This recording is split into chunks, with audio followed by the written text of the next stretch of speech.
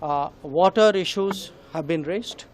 Again, you all know, and I re-emphasize, the Cabinet Committee on Security and the government, obviously, was very clear that the Indus Waters Treaty is held in abeyance and will be continued to be held in abeyance until cross-border terrorism by Pakistan is credibly and irrevocably stopped.